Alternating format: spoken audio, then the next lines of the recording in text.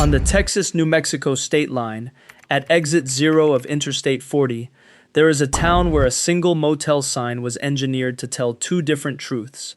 To drivers heading west, it read, "First in Texas." To drivers heading east, the same sign on the same building read, "Last in Texas." Same rooms, same beds, two sales pitches, because the building sat so close to the border that the state line runs against its western wall. The town is called Glen Rio, and the name is a lie told twice. Glen, from the English word for valley, and Rio, from the Spanish word for river, attached to a flat, dry patch of the Llano Estacado that contains neither a valley nor a river. A town named for two things it never had, advertised by a sign that faced both ways, split between two states, two counties, two time zones worth of paperwork, and today it belongs almost entirely to the wind. 17 abandoned buildings on 31.7 acres, a National Register historic district with a full-time population of approximately 1. That is the place we are talking about, and the warning in this video's title is real and specific, and we will get to it, but first you need to understand how a town this small became, for half a century, one of the busiest little crossroads in the American West. Because during the 1940s and 1950s, cars lined up 4 and 5 deep at the Texaco pumps here, in a town whose actual population never exceeded a few dozen. To understand Glen Rio, go back to 1903, when the Chicago, Rock Island, and Pacific Railroad pushed its line across the high plains and planted a depot settlement on the state line, first called Rock Island, renamed Glen Rio in 1908, by someone with either no map or a fine sense of humor. It was a farm and ranch town, loading cattle and crops, and it would have stayed that way except that roads kept arriving. The Ozark Trail, one of the named auto routes of the pre-highway era, came through in 1917. Then, in 1926, the federal government inked its new national highway system, and the Chicago to Los Angeles route, US 66, was drawn straight down Glen Rio's main street. Pavement replaced the dirt in 1937, and suddenly this dot on the state line sat on the most famous road in America, 73 miles west of Amarillo and 41 miles east of Tucumcari, which in the era before air conditioning and reliable radiators made it something priceless, the place you stopped. And Glen Rio's ridiculous geography, the thing that should have been a bureaucratic nuisance, turned out to be its business model. The Texas side of town sat in Deaf Smith County, which was dry, no alcohol sales, period. So the state line bar opened a few steps west, in New Mexico, pouring legally for travelers who had crossed an invisible line in the dust. New Mexico, meanwhile, charged a higher gasoline tax than Texas, so every filling station in town crowded onto the Texas side, where the price per gallon undercut everything for miles. Think about that arrangement for a moment. You could park once and commit your vices in two jurisdictions, beer in one state, cheap gas in the other, a burger at the Texas Longhorn Cafe in between, and sleep at a motel whose sign had already congratulated you for arriving and would console you tomorrow for leaving. In 1940, John Ford's crew spent weeks here filming scenes for The Grapes of Wrath, using Glen Rio's dusty Main Street to stand in for the Okie migration that had rolled through it for real only a few years earlier, Hollywood recreating the Mother Road on the Mother Road. The neon burned all night on the state line. The trucks idled. The registers rang. It must have seemed, as these things always seem, permanent. The first crack came from the rails. In 1955, the Rock Island Depot closed, ending the railroad era that had created the town. But Glen Rio barely stumbled, because by then the highway was the whole economy, and the highway was only getting busier.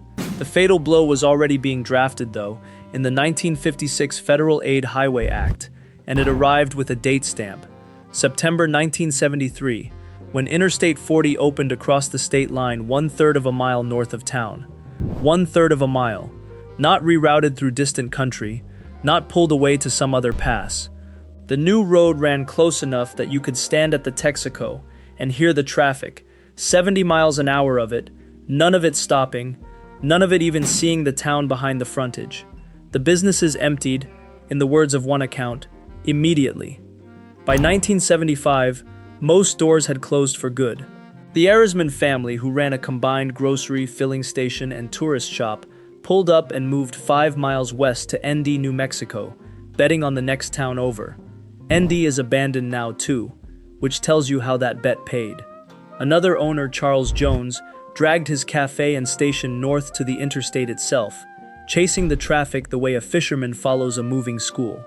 By 1985, 2 residents remained, and in that same decade, workers pulled up the Rock Island tracks, removing the last physical trace of the reason the town existed at all, and the post office, the final operating business, eventually went dark. By the year 2000, the census found 5 people. Today, most counts find 1. And yet, and here is the strange mercy of total collapse, Glen Rio died so fast that it never got redeveloped, never got bulldozed for something newer, and so it survives as one of the most intact Route 66 ghost towns anywhere. In 2007, the whole main street went onto the National Register of Historic Places as the Glen Rio Historic District. 17 structures frozen mid-sentence. The Texas Longhorn Motel and its cafe, the streamlined modern Texaco station where the cars once stacked 5 deep, the little post office, the State Line Bar, the Little Juarez Cafe, a squat building bricked over to look like one of the prefabricated Valentine diners of the era, and the double-faced motel sign, weathered to bare bones, still standing on its pole, still technically telling both of its truths to nobody. So now, the warning, because the title promised one and it is not clickbait, it is logistics. Do not plan to drive through Glen Rio, in the literal sense, expecting to come out the other side on old Route 66, because just west of town, at the state line, the pavement of the mother road simply ends.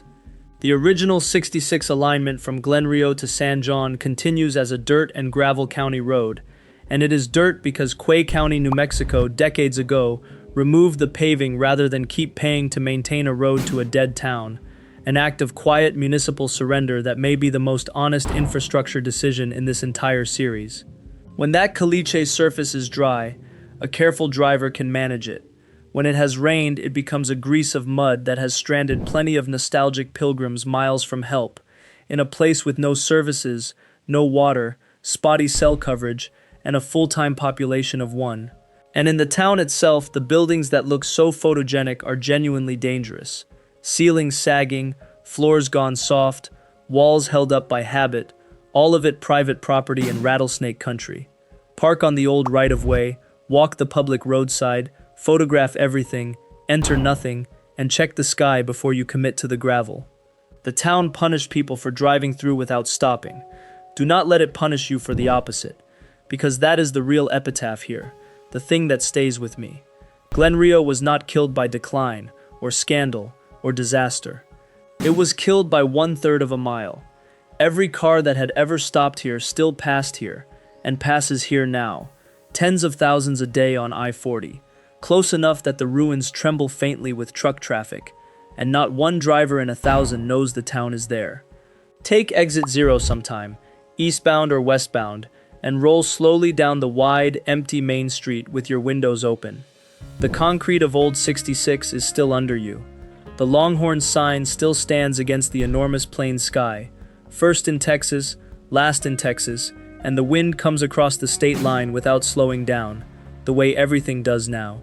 50 feet apart, 2 states, and between them a town named for a valley it never had and a river that never came, waiting on a road that ends in dirt, while America hums past a few hundred yards to the north, making perfect time.